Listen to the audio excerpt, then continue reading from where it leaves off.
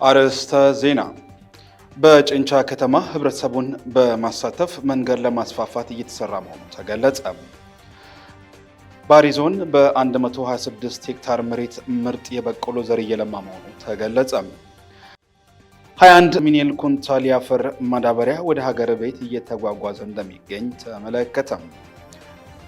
ከውጭ እስራኤል በኢራን ላይ ያደረሰችው በምትገኘው ጥቃት አሜሪካን ልትሳተፍ መሆኑ ተገለጸ። የሚሉት የሰዓቱ አበይት ጉዳዮች ናቸው።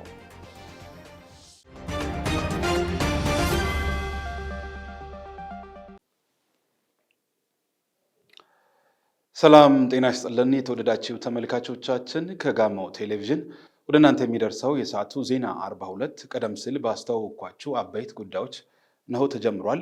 በዜና ወጃችን የስፖርትና የቢዝነስ መረጃዎች ተካተዋል። ከሀገር ውስጥና ከባህር ማዶ የመረጥናቸውን መረጃዎች ወደ እናንተ ያደረስኩ ከእናንተ ጋር ቆይታ አደርጋለሁ። ዮሐንስ ባይሳ ነኝ።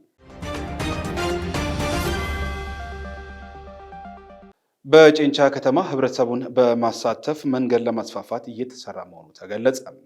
የደፋሩ ዳሾሌን ዘገባ ባልደረባችን ይመኙሻል ዮሴፍ ታቀርበዋለች። ጭንቻ ከተማ ከአዲስ አበባ ጋር በተመሳሳይ ወቅት እንደተቆረቆረች የታሪክ መዛግብት ያወሳሉ። ከተማዋ ወደ ደጋ ያመዘነ የአየር ጸባይ ያላት፣ ለኑሮ ምቹና ተስማሚ ናት። በአፕልና በወተት ምርትም በአገር ደረጃ ትታወቃለች። ከተማዋ ከለውጥ ወዲህ በማህበራዊ ኢኮኖሚያዊና ፖለቲካዊ መስኮች በመልካም እንቅስቃሴ ላይ ትገኛለች። የመንገድ መሰረተ ልማት በማሟላት ረገድ ህብረተሰቡ ከመንግስት ጋር በመቀናጀት የውስጥ ለውስጥ የመንገድ ከፈታና ጠጠር የማልበስ ስራ እየተከናወነ ይገኛል። የጭንቻ ከተማ ኗሪ የሆኑት መምህር ታደለ አየለ ህብረተሰቡ መንግስት ጋር በመቀናጀት ተስፋ ሰጪ የልማት ስራዎች መከናወናቸውን ያስረዳሉ። በጭንቻ ከተማ ውስጥ ነገሮች ቀስ በቀስ እየተስተካከሉ እየመጡ ነው።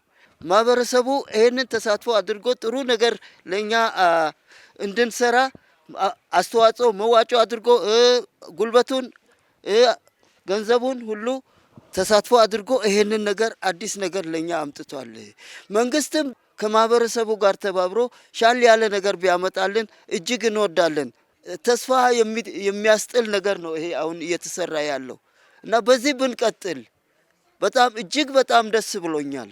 ወይዘሮ እታፈራው እሸቴ የመንገድ ከፈታና ጠጠር የማልበስ ስራ ከዚህ ቀደም ያጋጥሙ የነበሩ ችግሮችን መቅረፍ እንደቻለም ይገልጻሉ።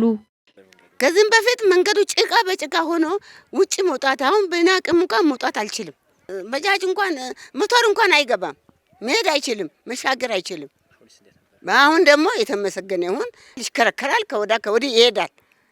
ከዚህም ሁሉ ተስተካክሎል። ሌላኛው አስተያየት ሰጪ አቶ እንግዳ ጸጋዬ በልማት ስራው የህብረተሰብ አስተዋጽኦ ከፍተኛ መሆኑን አስረድተዋል። በህዝቡ ተሳትፎ ይሄ መንገድ እንዲሰራ ተደረገ። ከኋላ ትንሽ ቆይቶ ጠጠሩ ደግሞ ተነጠፈ። አሁን በሰላማዊ መንገድ አምቡላንስም እንደፈለገው ይገባል፣ ሞተርም እንደፈለገው አሁን ይገባል። በአሁኑ ሰዓት በጥሩ ሁኔታ ላይ አለ። የሚቀሩ ነገሮችን ያው ከዚህ በኋላ ህዝብና መንግስት አሁንም ተቀናጅቶ ከዚህ በፊትም ተቀናጅቶ ሲሰሩ ነበር፣ አሁንም ተቀናጅቶ እንደሚሰሩ ያው እርግጠኛ ነው። የጭንቻ ከተማ አስተዳደር ማዘጋጃ ቤታዊ አገልግሎት ምክትል ስራ አስኪያጅ አቶ ይስያቅ ዘገዬ በበጀት አመቱ የ15 ኪሎ ሜትር የመንገድ ከፈታና ጠጠር የማልበስ ስራ እየተከናወነ መሆኑን ጠቁመው ለከተማዋ ገጽታም ትልቅ አስተዋጽኦ ማበርከቱን አስረድተዋል። አምና በ2016 ዓመተ ምህረት ሙሉ በሙሉ ወደ 15.6 ኪሎ ሜትር የሚሆኑን ከፈታ አድርገናል። ዘንድሮ እነኚህ ደግሞ በእቅድ ደረጃ ይዘን 15.6ቱን ለማድረስ ጠጠር የማልበሱን ስራ አቅደን እየሰራን እስካሁን ድረስ ባለው ጊዜ ወደ 7 ኪሎ ሜትር የሚሆነውን ጠጠር የማልበሱን ስራ ተሰርቷል። በህብረተሰብ ተሳትፎ እየሰራ ይገኛል። መንግስትም የራሱን እንደዚሁ ሌሎች አጋር የሆኑ ተቋማትን ጭምር በማስተባበር እየሰራ ይገኛል የሚል ነገር አለ። ከዚህ ህዝብ ጋር እያንዳንዱን ልማት ለህዝቡ እያሳየን እየሰራን እነሱንም ጭምር በማስተባበር እንሰራለን።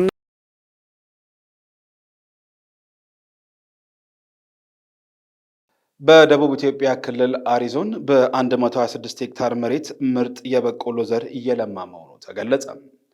ፋሲካ ጸጋይ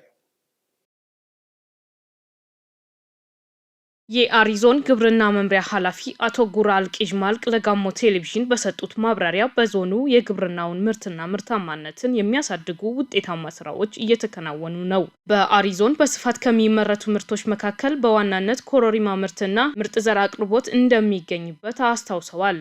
በዞኑ ምርጥ የበቆሎ ዘር ብዜት ላይ የተለያዩ ማህበራትን በማደራጀት በኩታ ገጠም እያመረቱ እንደሚገኙ ገልጸዋል። የምርጥ ዘር ብዜቱ በዘር አቅርቦት ፍላጎት ላይ ያለውን ክፍተት መክታት የሚችል እንደሆነ ኃላፊው ተናግረዋል። ይሄ ምርጥ ዘር ትልቁን ችግራችን ይፈታል ብለን ነው የምንገምተው።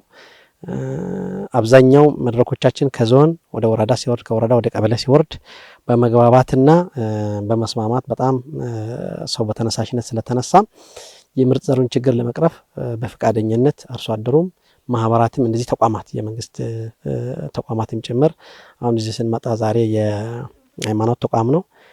አሁን ብቻም ሳይሆን ከዚህ በፊትም ምርጥ ዘር በማባዛት ይታወቃልና በዚህ ገዳም ዛሬም አሁን 5 ሄክታር ላይ መልካሳቱ አምርተዋል። ጥሩ ደረጃ ላይ ነው ያለው።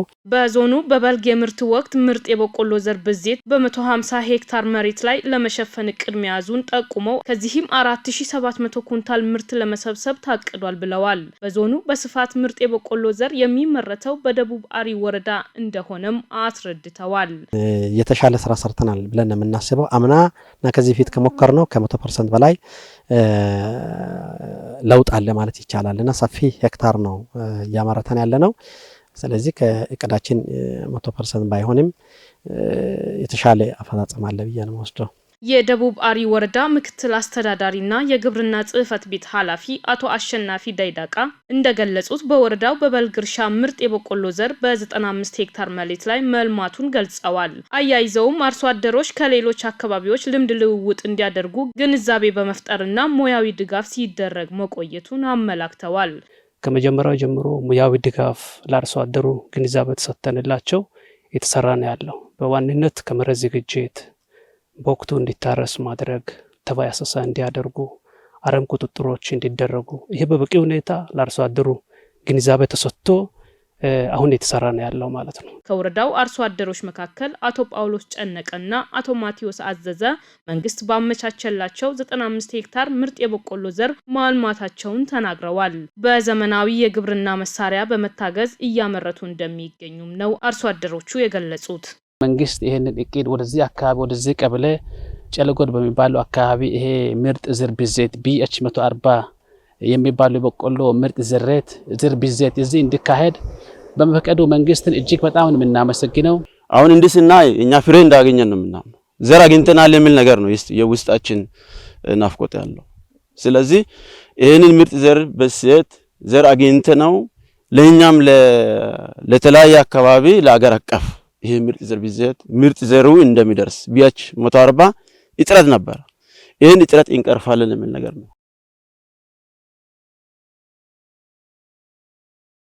ሁለተኛው ክልል አቀፍ የጽዱ ኢትዮጵያ ንቅናቄ መድረክ በደቡብ ኢትዮጵያ ክልል በመጪው አርብ እንደሚጀመር ተገለጸ። የዓለም የአካባቢ ቀን አስመልክቶም ጋዜጣዊ መግለጫ ተሰጥቷል። ለሮማን ኦልኬ ዘገባ ንጋቱ አይሳቅ። የደቡብ ኢትዮጵያ ክልል ብልጽግና ፓርቲ ቅርንጫፍ ጽህፈት ቤት ኃላፊ አቶ ገብረ መስቀል ጫላ በመግለጫቸው እንዳሉት የአካባቢ ቀን በዓለም ለ52ኛም በኢትዮጵያ ለ32ኛ ጊዜ ነው የሚከበረው። የአየር ንብረት ለውጥ ያስከተለው የመሬት መራቆት ምርትና ምርታማነት ላይ ችግር እያስከተለ መሆኑን አቶ ገብረ መስቀል አስገንዝበዋል። ከ2010 ዓመተ ምህረት ጀምሮ በመካሄድ ላይ የሚገኘው የአረንጓዴ አሻራ መርሃ ግብር ጥሩ ውጤት ማስመዝገቡንም አስታውሰዋል። ሁለተኛው ዙር ክልል አቀፍ ጽዱ የኢትዮጵያ ንቅናቄ መድረክ በክልሉ በቀጣይ አርብ በዘመቻ መልክ ይጀምራል ብለዋል። በክልሉ ከለውጡ በኋላ 1.7 ቢሊዮን ችግኞች መተከላቸውን ያነሱት ደግሞ የክልሉ ደን አካባቢ ጥበቃና ልማት ቢሮ ኃላፊ አቶ ግዛቴ ግጄ ናቸው። በክልሉ የአካባቢ ጥበቃ ስራን ከኮሪደር ልማት ጋር በማስተሳሰር እየተሰራ ይገኛል ብለዋል። ጽዱ ኢትዮጵያ ንቅናቄ ለ6 ወራት እንደሚቆይ ጠቅሰው በዚህም 3.4 ሚሊዮን ሰዎችን ለማሳተፍ ታቅዷል ብለዋል። ህብረተሰቡን በንቅናቄው በማሳተፍ የአካባቢ ጥበቃ ስራን ማጠናከር እንደሚገባ አቶ ግዛቴ ጠቁመዋል። በ2017-18 ዓመተ ምህረት የመኸር ወቅት የሚውል 21 ሚሊዮን ኩንታል የአፈር ማዳበሪያ ወደ ሀገር ቤት እየተጓጓዘ እንደሚገኝ የግብርና ሚኒስቴር አስታወቀም። ባልደረባችን ደግሰው በቀለ በዚህ ጉዳይ ተጨማሪ አለው።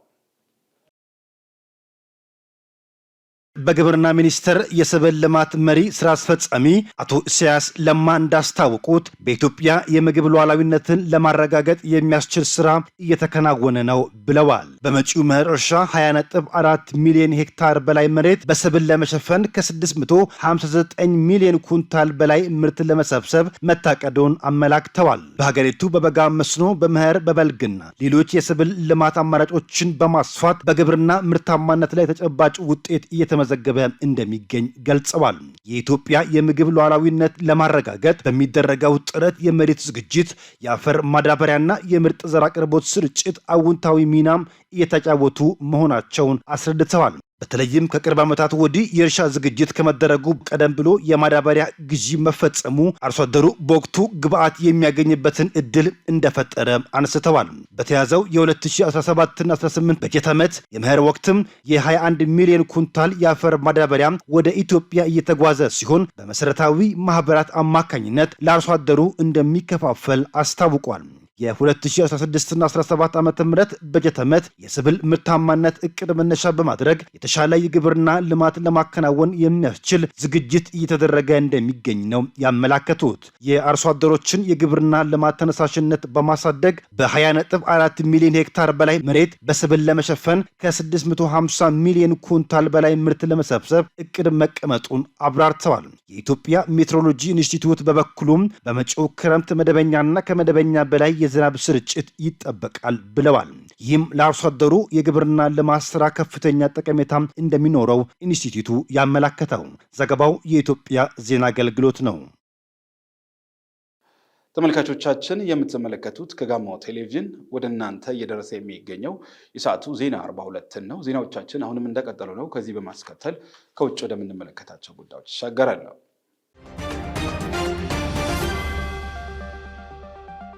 እስራኤል በኢራን ላይ ያደረሰች በምትገኘው ጥቃት አሜሪካን ልትሳተፍ መሆኗን ፕሬዚዳንት ዶናልድ ትራምፕ አስታወቁ።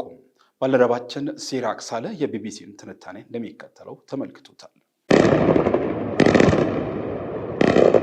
እስራኤል በኢራን ላይ እያካሄደችው ባለው ጥቃት ውስጥ አሜሪካ በምትሳተፍበት ሁኔታ ለመወያየት ዶናልድ ትራምፕ በዋይት ሃውስ ውስጥ አስቸኳይ ስብሰባ ከከፍተኛ ባለስልጣኖቻቸው ጋር አድርገዋል። 1 ሰዓት ከ20 ደቂቃ በቆየው ስብሰባ ላይ ዋነኛ አጀንዳ የነበረው እስራኤል በኢራን የኒውክለር ማዕከላት ላይ እየፈጸመች ባለው ጥቃት ውስጥ አሜሪካ መሳተፍ እንዳለባት ለመወሰን ነው። ነገር ግን ምሽት ላይ በተካሄደውና የትራምፕ የቅርብ አማካሪዎች በተሳተፉበት በዚህ አስቸኳይ ስብሰባ ላይ አሜሪካ በጥቃቱ ውስጥ ስለሚኖራት ተሳትፎ ሙሉ ስምምነት ላይ አለመደረሱ ተዘግቧል። ፕሬዚዳንት ትራምፕ ለቀናት ኢራን ወደ ኒውክለር ድርድሩ እንድትመለስ በተደጋጋሚ ሲወተውቱ ከቆዩ በኋላ ነው እስራኤል በኢራን ላይ በከፈተችው ጦርነት ውስጥ አገራቸው በቀጥታ መሳተፍ ሊኖርባት ይችል እንደሆነ ማጤን የጀመሩት። ማክሰኞ ማታ በተካሄደው የአሜሪካ መንግስት የብሔራዊ ደህንነት ምክር ቤት አስቸኳይ ስብሰባ ላይ ትራምፕና አማካሪዎቻቸው የኢራንን የኒውክለር ማዕከላትን ለማጥቃት በሚቻልበት ሁኔታ ላይ ሪፖርት አቅርበዋል።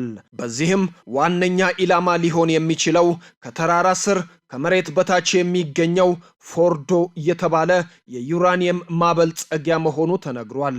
ይህንን ከመሬት በታች የሚገኝን ማዕከል ለማውደም የሚያስችል ቦምብ ያላት አሜሪካ ብቻ ናት። ሲቢኤስ ኒውስ እንደዘገበው የፕሬዝዳንቱ አማካሪዎች አሜሪካን በጦርነት ውስጥ በሚኖራት ተሳትፎ ዙሪያ ከስምምነት ላይ መድረስ አልቻሉም። የአሜሪካና የእስራኤል መገናኛ ብዙሃን ከአስቸኳይ ስብሰባው በኋላ ትራምፕ ከእስራኤሉ ጠቅላይ ሚኒስትር ጋር በስልክ መነጋገራቸውን የዘገቡ ሲሆን ነገር ግን በምን ጉዳይ ላይ እንደተወያዩ አልታወቀም። ባለፉት 3 ቀናት የአሜሪካ የጦር ጄቶችና ቦምብ ጣይ አውሮፕላኖችን ነዳጅ የሚሞሉ ቢያንስ 30 ነዳጅ ጫኝ ወታደራዊ አውሮፕላኖች ወደ አውሮፓ እንዲጓዙ ተደርገዋል። ከአስቸኳይ ስብሰባው በፊት ዶናልድ ትራምፕ በተከታታይ በማህበራዊ ሚዲያ ገጻቸው ላይ ኢራን ያለ ቅድመ ሁኔታ እጇን እጇን እንድትሰጥ መልእክት ሲያስተላልፉ ነበር። ዶናልድ ትራምፕ በማህበራዊ ሚዲያ ገጻቸው ላይ ኢራንንና መሪዎቿን የተመለከተ መልእክት አስፍረዋል። ትራምፕ እስራኤል በኢራን ላይ በፈጸመችው ጥቃት ውስጥ እጃቸው እንደሌለበት ሲገልጹ ቢቆዩም በትሩዝ የማህበራዊ ሚዲያ ገጻቸው ላይ ግን ቀጥታ ተሳታፊ የሆኑ ያህል ነው እየጻፉ የሚገኙት። አሁን በኢራን የአየር ክልል ላይ ሙሉ ቁጥጥር አለን ያሉት ትራምፕ ኢራን ጥሩ የአየር ክልሏን መከታተያና ሌሎች የመከላከያ መሳሪያዎች እንዲሁም ብዙ ነገር ነበራት። ነገር ግን አሜሪካ ከተሰራው ከተጸነሰውና ከተመረተው ዕቃ ጋር አይወዳደርም። ማንም ከአሜሪካ የተሻለ አድርጎ አይሰራም ብለዋል። አሜሪካ ለረጅም ዓመታት ለእስራኤል ወታደራዊ ድጋፍና መሳሪያዎች ስትሰጥ የቆየች ቢሆንም ከአርብ ጥቃት ወዲህ እስራኤል በኢራን ላይ በፈጸመችው ጥቃት ዩናይትድ ስቴትስ እጇ እንደሌለበት ስትገልጽ ቆይታለች። ዶናልድ ትራምፕ አክለውም ጠቅላይ መሪ እየተባሉ የሚጠሩት ግለሰብ የት እንደተደበቁ በትክክል እናውቃለን። እሱ ቀላል ኢላማ ነው። ነገር ግን እዚያ መሆናቸው መልካም ነው። እሱን አናስወግድም ቢያንስ ለአሁን ብለዋል። ለዚህም ምላሽ የኢራኑ ጠቅላይ መሪ አያቶላህ አልሃሚኒ በማህበራዊ ሚዲያ ላይ በተከታታይ በሰጡት ምላሽ አገራቸው ከጽዮናውያን ጋር ፈጽሞ እንደማይስማሙ ገልጸዋል። ኢራን የቴል አቪቭ ሃይፋ ነዋሪዎችን ሕይወታቸውን ለማዳን አካባቢያቸውን ለቀው እንዲወጡ አስጠንቅቃለች። እስራኤልና አሜሪካ ነዋሪዎች ከኢራን መዲና ቴህራን ለቀው እንዲወጡ ትዕዛዝ ማስተላለፋቸው ይታወቃል። የኢራን ጦር ኃይሎች ኃላፊ ለእስራኤል ነዋሪዎች ባስተላለፉት የቪዲዮ መልእክት በተለይ የቴል አቪቭና ሃይፋ ነዋሪዎች ሕይወታቸውን ለማትረፍ በተቻለ ፍጥነት ለቀው መውጣት አለባቸው ብለዋል። ሜጀር ጄኔራል አብዶል ራህሚ ሙሳቪ እስካሁን የተካሄዱት ዘመቻዎች የመከላከል ማስጠንቀቂያ ናቸው። የኢራን የቅጣት ዘመቻ በቅርቡ ይካሄዳል ብለዋል። ምንም እንኳን ከአርብ ጀምሮ በኢራን የተፈጸሙ ጥቃቶች ቢያንስ 24 እስራኤላውያንን ቢገድሉም አብዛኛዎቹ የኢራን ሚሳኤሎች በእስራኤል የአየር መከላከያ ስርዓቶች ከሽፈዋል። ዘገባው የሲቢኤስ ኒውስ ነው።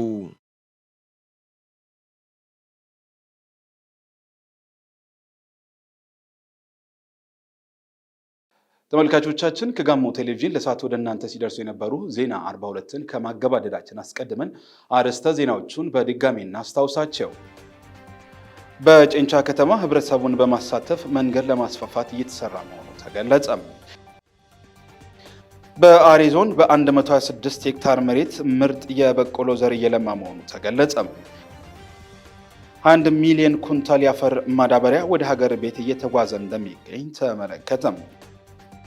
ከውጭ እስራኤል በኢራን ላይ ያደረሰች በምትገኘው ጥቃት አሜሪካ እንድትሳተፍ መሆኑ ተገለጸ። የሚሉት የሰዓቱ አበይት ጉዳዮች ነበሩ። ተመልካቾቻችን ከጋሞ ቴሌቪዥን ወደ እናንተ ሲደርሱ የነበሩ የሰዓቱ ዜና 42 የተከታተላችሁትን ይመስል ነበር። ጋሞ ቴሌቪዥንን ከቴሌቪዥን ስርጭት በተጓዳኝ በተለያዩ የማህበራዊ ሚዲያ አውታሮቻችን እንድትከታተሉና ሀሳብ አስተያየቶቻችሁን እንድታደርሱ እየጋበዝኩ በቀጣይ ስፖርታዊ መረጃዎችን ይዞ ባልደረባችን ሲራክ ሳሬ ይጠብቃችኋል። ከኔ ጋር በዚያ በቃን። ሰናይ ጊዜ